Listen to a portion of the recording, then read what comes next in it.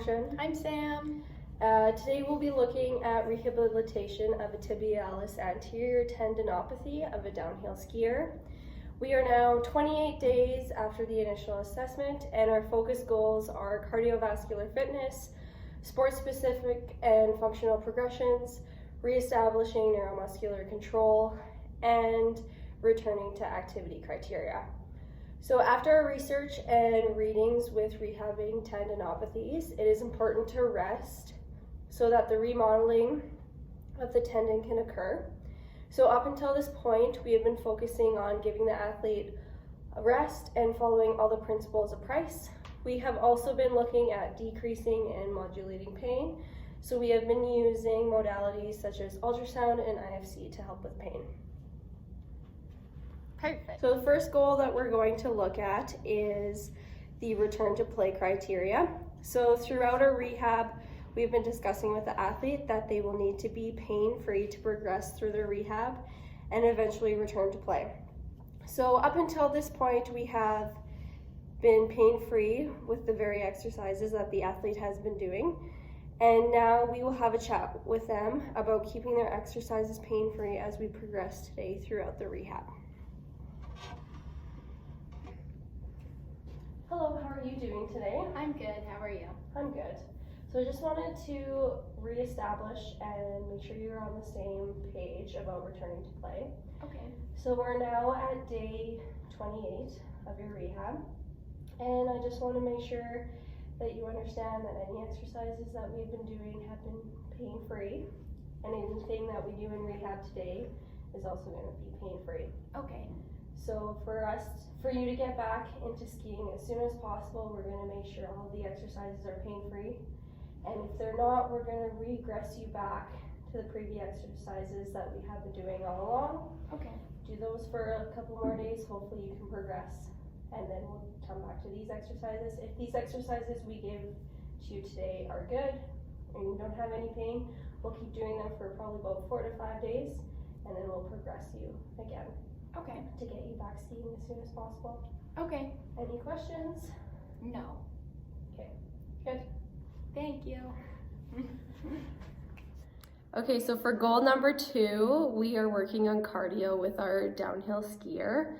At the beginning of their rehab, we had the athlete using an arm bike for 15 minutes daily for about 2 weeks, just so that they could stay off of their leg. And then we progressed them to biking once they were pain-free, and this gave the time for the athlete to rest so that the remodeling of the tissues could occur. They were biking again 15 to 20 minutes daily for roughly around 2 more weeks until today. And today we are now progressing them to jogging on a treadmill. Again, this will happen for 15 to 20 minutes daily. And then if this goes well and they are pain-free, we will progress them to doing sprints on the treadmill. So we will get the athlete to do a 30-second interval sprint, and then they will do light jogging for 1.5 minutes, and this will occur again for the 15 to 20 minutes, and it will happen daily. If this isn't working, they'll just go to the normal jog, and if the normal jog on the treadmill for 15 to 20 minutes is still causing pain and not working, then the athlete will be regressed back to the bike, and we will do the bike again for 15 to 20 minutes daily. All right. Hello, how are you doing today? Good. How are you? Good. All right, how is your leg feeling today? It's feeling pretty good. Biking is feeling pretty good on it? Yes. Okay, so today we're gonna try and see how you're doing on the treadmill. Okay. So we're going to start this up, okay, and we're going to kind of get into it slowly. All right. And then you can speed it up, and so you're at a nice kind of jog.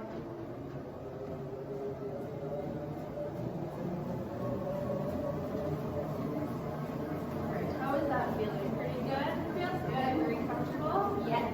Okay, so we would be doing this for 15 to 20 minutes. Okay. And you're going to do it daily. Okay. So let's just go for a little bit longer, see how you feel.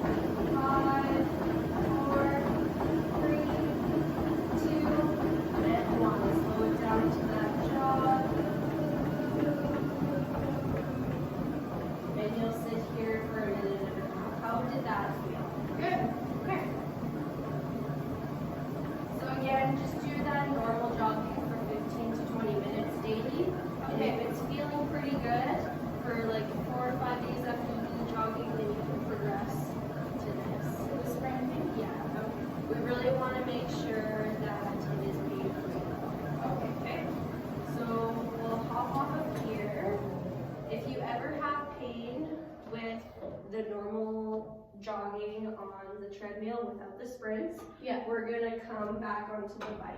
Okay. So again, just getting onto the bike and having a nice kind of pace, kind of like what you were with jogging. Okay. And again, you would do this for 15 to 20 minutes. So Okay. is this feeling pretty comfortable? Yeah. Okay. Cool. Sound good? Any questions? No. Okay, perfect. Thank you. No So- rush. All right, for goals 3 and 4, we're going to be looking at neuromuscular facilitation and sport-specific / functional progressions. We're going to combine the two together. We've worked on them separately up until this point in our rehab, and now at day 28, we can kind of combine the two into one exercise. For our downhill skier, for neuromuscular facilitation, up until this point, we've been doing D1 and D2 lower body movement patterns, as well as PNF stretching and contractions. This has been helping them through the first about a month of their rehab. And we've also been doing a bit of balance with them, which also has been helping with their neuromuscular control. So we've been doing one-legged balancing with eyes closed on a stable, and then we move to an unstable surface such as a pillow.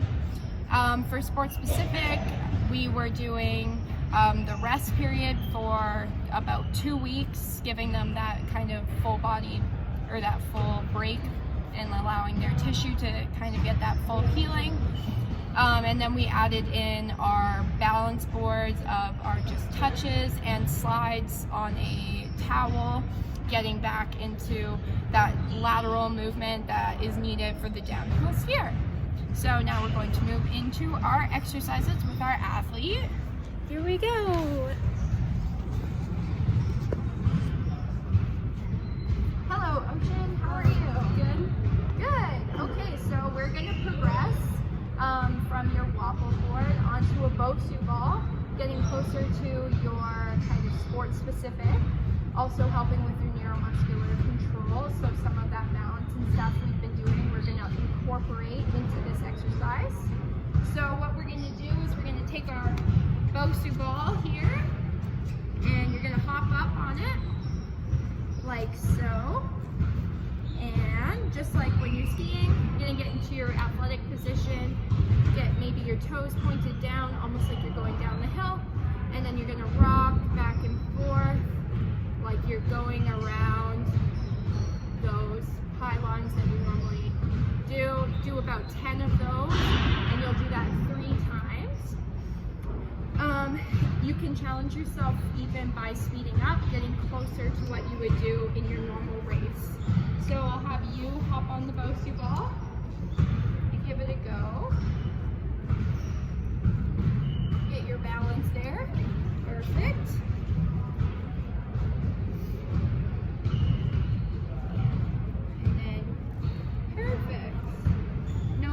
This exercise? No. Awesome. So there's 3, 4, 5, 6, 7, 8, 9, 10. Perfect. That was all good? No pain with that? Feel like you could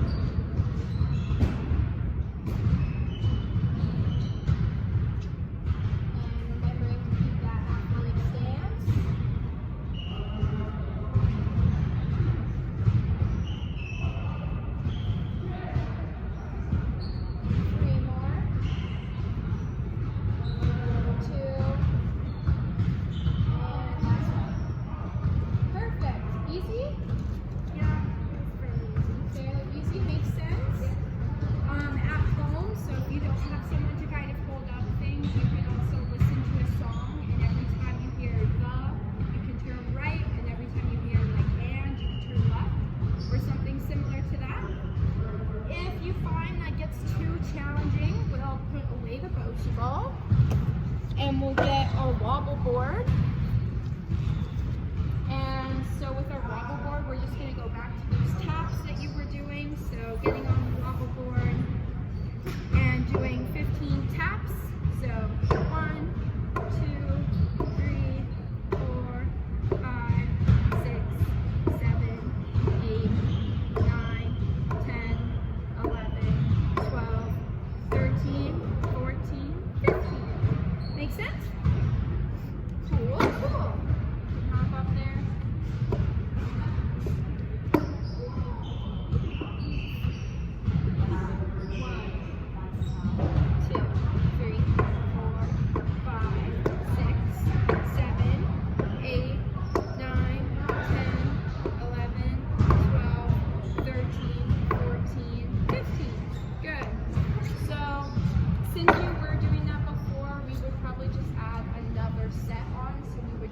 4 sets of 15, just to make it challenging so we can progress back to the Bosu ball. And past this point, we'll talk about maybe getting back to skiing and stuff, but first we have to kind of start and see and make sure you get your balance back before we can get you back on the hill. Okay. Make sense? Yay!